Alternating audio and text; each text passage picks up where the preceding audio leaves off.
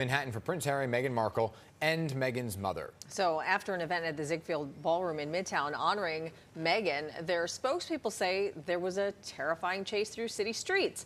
Paparazzi allegedly were after them for 2 hours. So here to talk this over with us is a man with experience protecting celebrities in the city, former NYPD Special Assignment Sergeant and Assistant Corrections Commissioner Keith Taylor. He's now an adjunct professor at John Jay College. Yeah, so Professor Taylor, thanks for being with us this morning. Thank you for having me.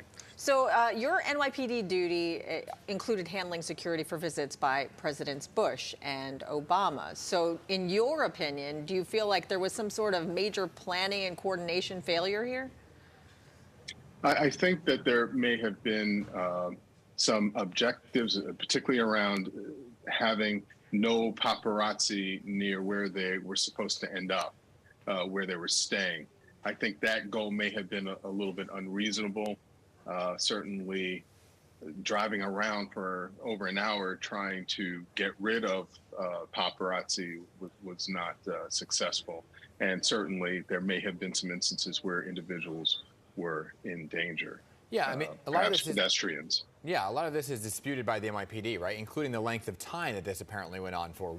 The Royals are saying that it would happen for over 2 hours. The NYPD putting out a statement to describe their assistance to the Duke and Duchess's private security team by saying this. Take a look, okay?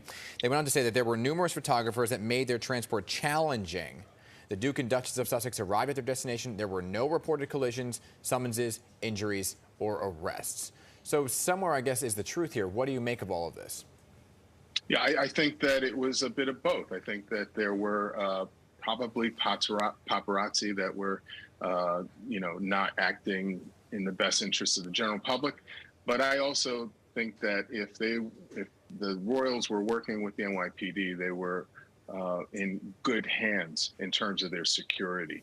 And this is not to make light of the actual threats that have been made against them, according to the British counterterrorism chief, the former British counterterrorism chief, who stated that they had threats from right-wing extremists. But I don't think that was necessarily at play for this incident. So lay it all out for us then. What would the procedure normally be like to provide security for celebrities like Harry and Meghan?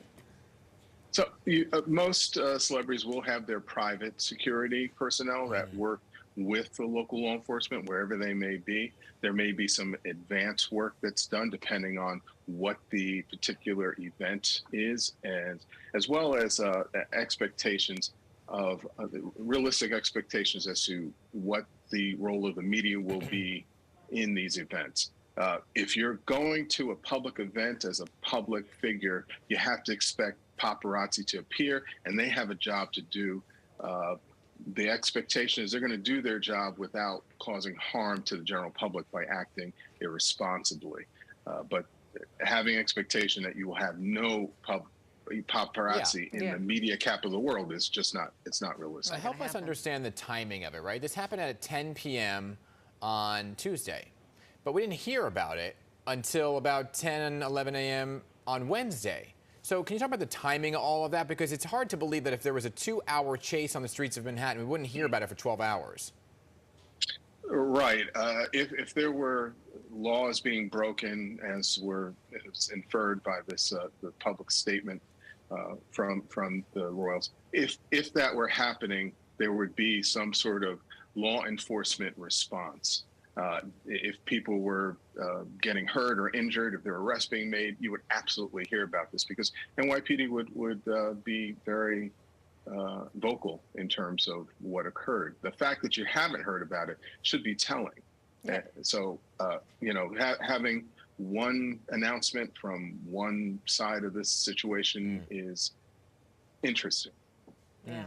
So somewhere in between all the lines is the truth, and maybe we'll never know. Thank you so much, Professor Taylor, for your time.